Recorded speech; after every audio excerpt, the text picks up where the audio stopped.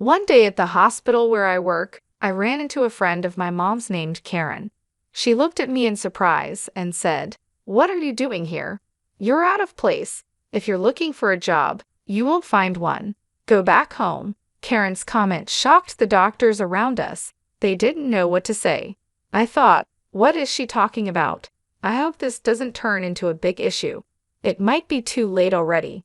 It seemed Karen didn't realize that making an enemy of me was not a good idea. I couldn't keep quiet anymore and confronted her. "Karen, you really don't hold back, do you? Or do you just not get it?" Looking confused, she answered, "Huh? What are you talking about?" "My name is Olivia. I'm 37 years old, a mother of an active 9-year-old daughter and a playful 2-year-old son. My husband, Jackson, who is 3 years younger than me, is a dedicated nurse at a general hospital. I used to work too, but since having our second child, I've been on maternity leave. We once lived in a small 3-bedroom apartment, but before our son was born, we moved into a second-hand house with a loan. It needs some work but could be a cozy home. It has a big garden for the kids to play in and a rooftop balcony with a calming view. The house is old, which adds to its charm, and my husband and I really like it.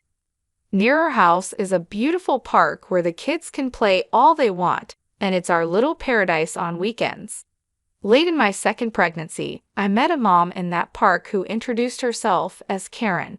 Since her daughter and mine are the same age and often play together, Karen and I became friends and had many conversations.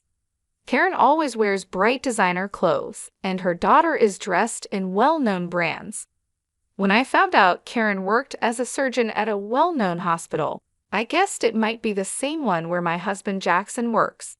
Out of curiosity, I asked her about it, and to my surprise, she did work there. Excited by this coincidence, she said with sparkling eyes, "This is such a coincidence. I'd love to meet your husband." So we decided to invite her over for tea the next weekend. On the promised Sunday, Karen and her daughter came to our house.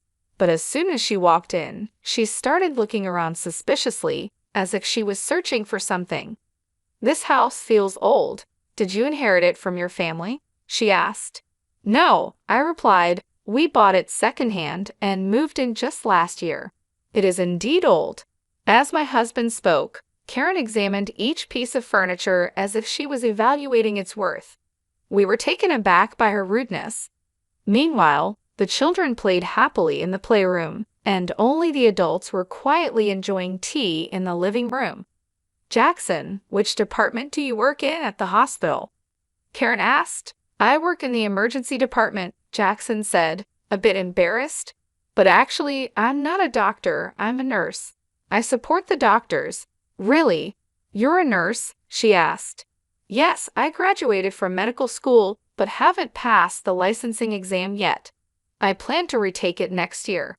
Karen's eyes widened, and she seemed to choose her words carefully. It's quite unusual to hear of someone graduating from medical school and not passing the licensing exam. Her next words made us uncomfortable. "Can a nurse's salary really support a family with children? Are you managing the mortgage payments and living expenses okay? Or is that why you chose an old second-hand house?" Her questions hurt us, and all we could do was give an erased smile. Karen made several more rude remarks, and we were speechless. After she left, I apologized to Jackson for the uncomfortable situation. "Jackson, I'm really sorry if I made you feel uncomfortable because of what Karen did. Maybe I should keep some distance from her from now on." "Don't worry about it," Jackson reassured me with a warm smile. "It was unexpected, but her personality certainly stands out. It's good to connect with other moms in the neighborhood, but I decided it would be best to not get too involved with Karen in the future." As time passed, new changes came to our family. I reached full term and safely gave birth to our second son. After celebrating his first birthday, I started to think about returning to work. Luckily, Jack's parents live nearby and have been a great help with the kids. Then, one day, I had some business at the hospital where my husband works. With some time before my meeting, I grabbed a hot coffee at the hospital cafe. and was taking a moment to relax when I heard a familiar voice behind me. It was Karen. Oh my, isn't that Olivia? It's been such a long time. Hello, Karen. How have you been? Good. What brings you here today? Are you here to see Jackson? Maybe for a job interview or something? It must be tough on just Jack's income, right? Her tone was sarcastic, and she had a smug look as she spoke. Wanting to avoid a troublesome conversation, I responded lightly, well, something like that. However, Karen continued to pry, looking me over. This hospital has various stores, right? So where are you working part-time? At the convenience store or maybe the restaurant? After a brief silence, I curtly replied, sorry, it's about time for my appointment. I quickly left the cafe and moved swiftly through the hospital. I took the elevator to the top floor. My destination was the director's office, where I had an important job consultation. After about an hour of discussion, I headed to the large auditorium of the university for my next appointment. There was an important announcement scheduled that afternoon with all the hospital staff gathered. On the way to the auditorium by chance, I ran into Jackson. Jackson, that's great. After the director's talk, let's go for lunch together, I suggested. Sounds good. It's a bit of a walk, but how about pasta? He offered with a smile. The pasta place behind the hospital sounds good. I haven't been there in a long time. I'm actually looking forward to it, I agreed happily. It had been a while since I had been to the hospital, so lunch with my husband was a rare treat. In the hallway to the auditorium, I ran into several doctors and engaged in brief conversations while exchanging greetings. Jackson moved ahead quickly, and I followed at a leisurely pace towards the passageway leading to the auditorium. I met some colleague doctors. Olivia, it's really been a while, and I heard you had a child. Congratulations, they said warmly. Another doctor joined in. Olivia, you were such a big help here. We've been in quite a stir since you left, he said with a laugh, hinting at their struggles. Then another asked with interest, is your turn imminent? The reunion was comforting, filled with nostalgia and relief to see my colleagues well. But the atmosphere quickly changed when Karen appeared. Olivia, why are you here? Karen asked curiously. Are you heading to the auditorium by any chance? Yes, that's right. I have some business, I responded modestly yet clearly with several colleagues around. But Karen's questions grew more pressing. But the gathering is only for doctors and nurses, right? Why would a part-timer be here? She asked, not hiding her skepticism. Her remark brought silence to the corridor, a silence that felt heavy. A part-time lady like her, a doctor muttered. Is she okay? Another murmured worriedly. I tried to ignore Karen's words, not wanting to stir up unnecessary trouble. However, Karen seemed only more provoked. Why are you ignoring me? It's like you don't think at all. You, Karen exclaimed with a sneer. Lost your way? The auditorium isn't this way. If you're looking for part-time work, go the other direction. Now, please leave, she commanded, looking down on me. The doctors present were appalled by Karen's behavior, but they stood by me, trying to diffuse the situation. They raised their voices in unison against Karen. Disappointment and anger were evident on their faces, and their voices contained a strong sense of rejection toward her actions. Hold on, what kind of way is that to speak to Olivia? Don't you have any manners?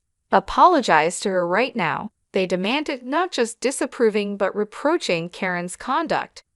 The doctors gathered, looking tense, and confronted Karen.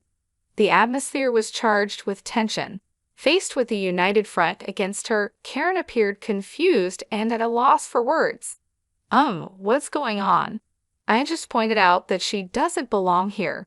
The meeting is only for relevant personnel, and she doesn't fit the bill, right? She tried to justify her stance. But my patience had reached its limit. With a composed tone, but with content sharp as a blade, I addressed Karen. Karen, you really are brave, aren't you? Or is it that you simply can't read the room? I critiqued calmly. Unable to find a rebuttal, she stared back at me, perplexed. How? What did you just say? I calmly made my point clear. You'll understand soon enough the consequences your actions and careless remarks could bring. The doctors around us showed no sympathy for Karen. Look, your future here is now utterly uncertain, they told her sharply. You might want to start looking for another job while you still can. They nodded to each other, clearly having cornered Karen, who was still unable to hide her panic and anger. So why on earth are all of you defending this non-regular employee so much? I don't understand why you rate her so highly, she raised her voice. The conversation among the doctors echoed in the hallway.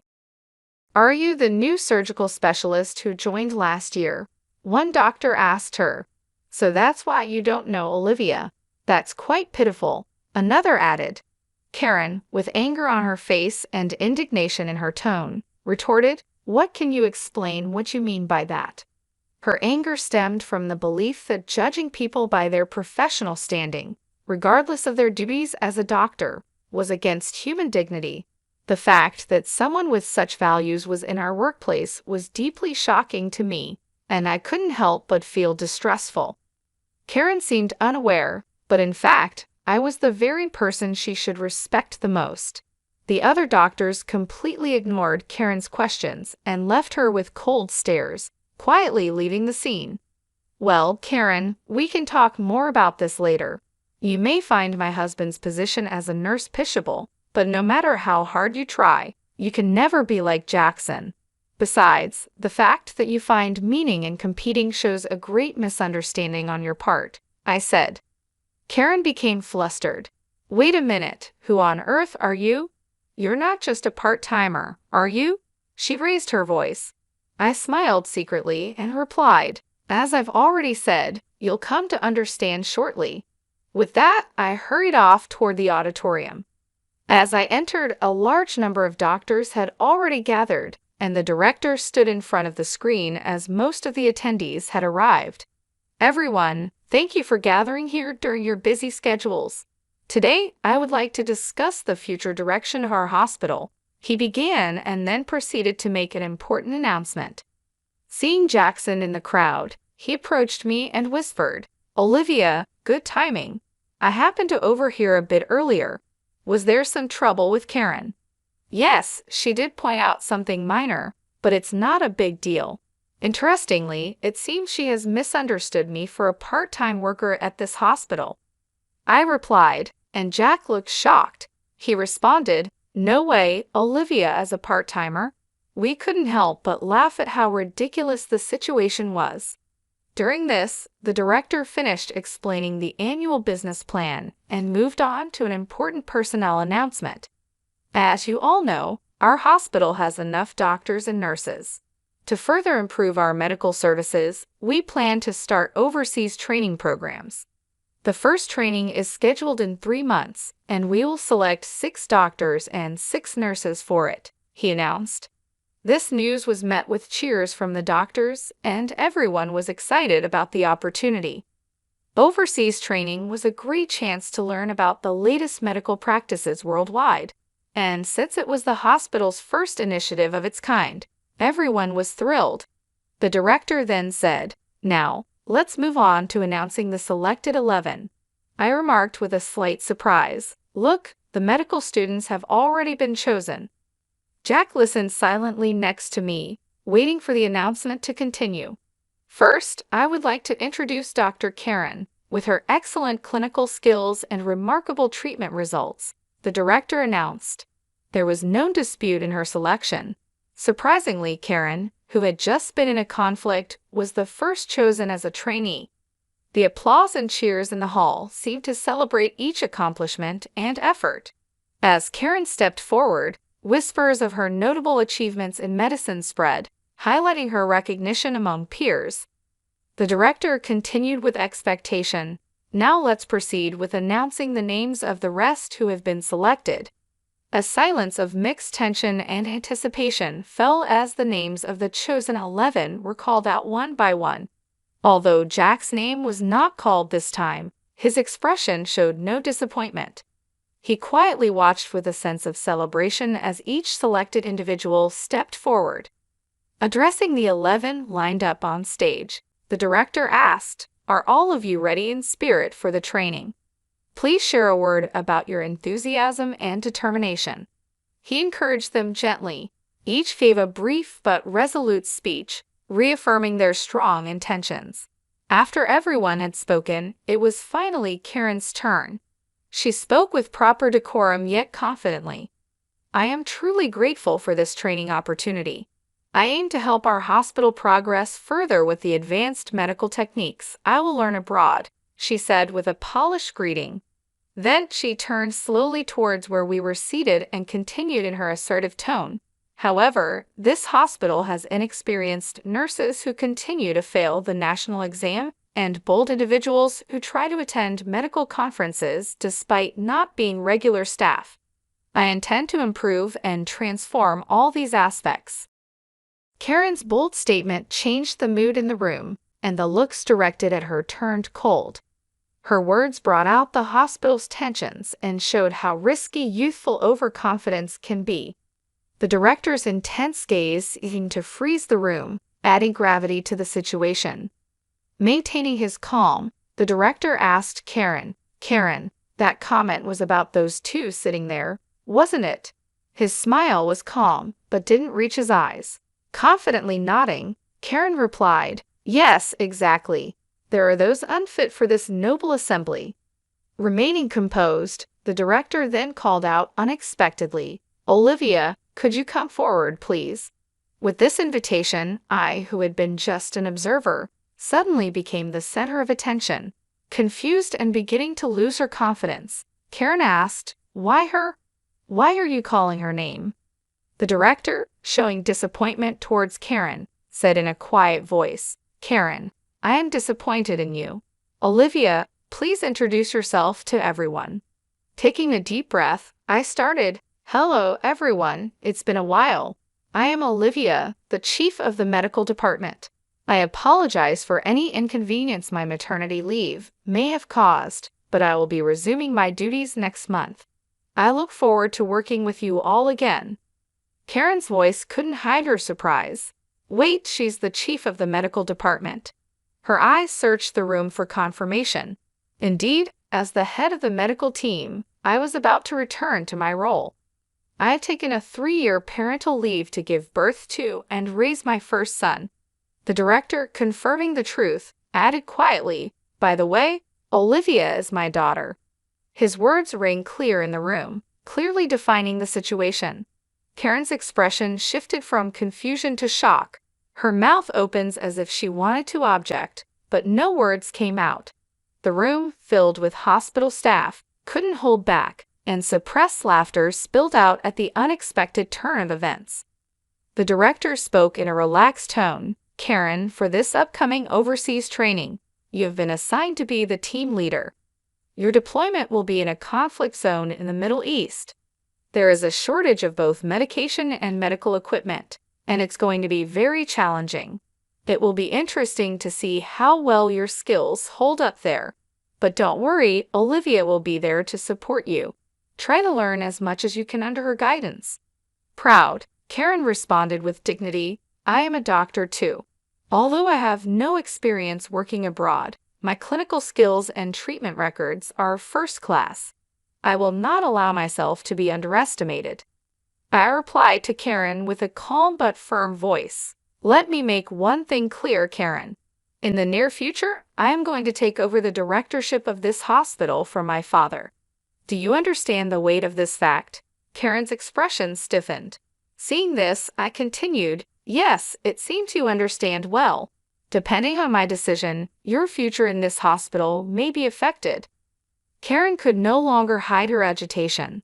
"I haven't heard such a thing," she muttered. Jackson intervened calmly, adding quietly, "Karen, we had not informed you about that matter beforehand. Your disrespectful attitude towards Olivia may well be something you deeply regret in the future."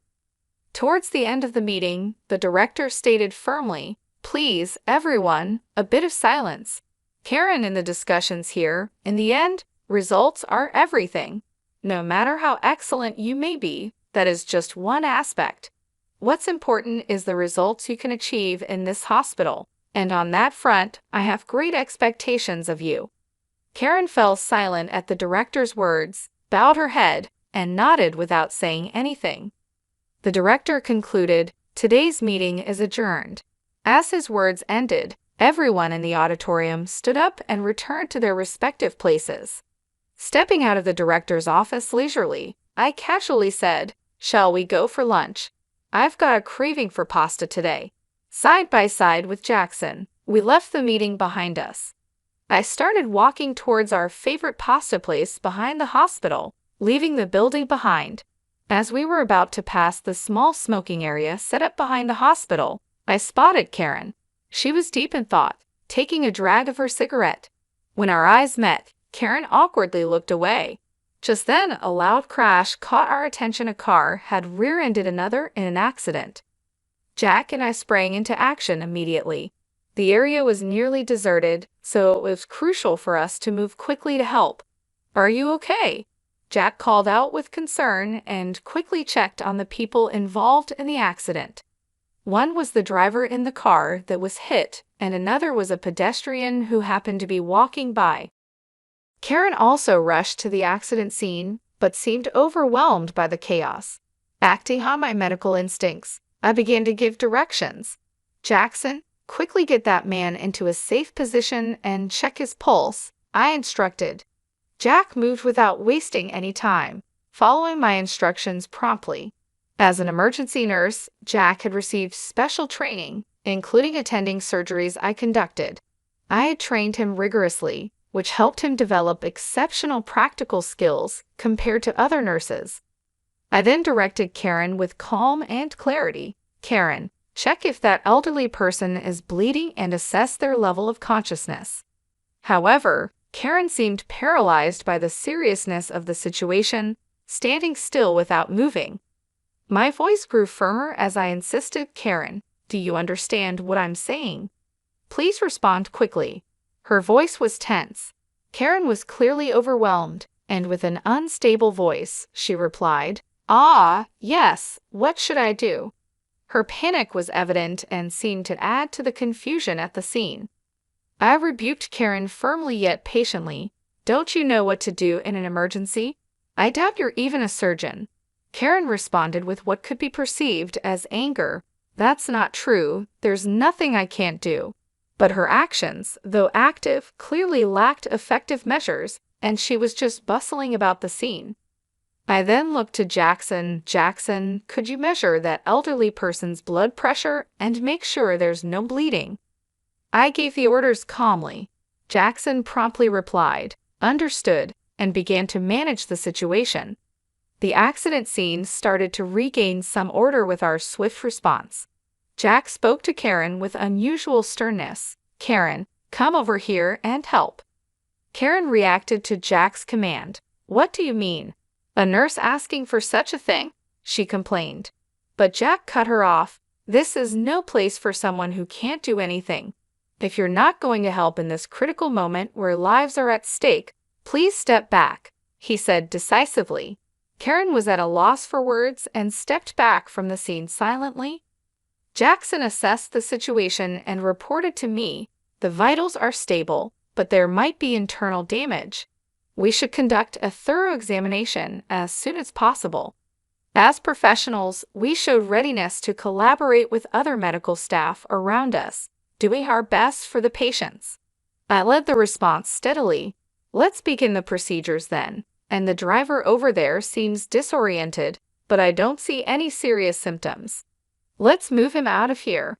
Karen, could you please call an ambulance on your cell phone?" Despite my instructions, Karen stood frozen, unable to move. I addressed her with suspicion. "Karen, I'm speaking to you. Do you hear me?" Karen seemed confused, hesitantly murmuring, What's the number for the ambulance again?"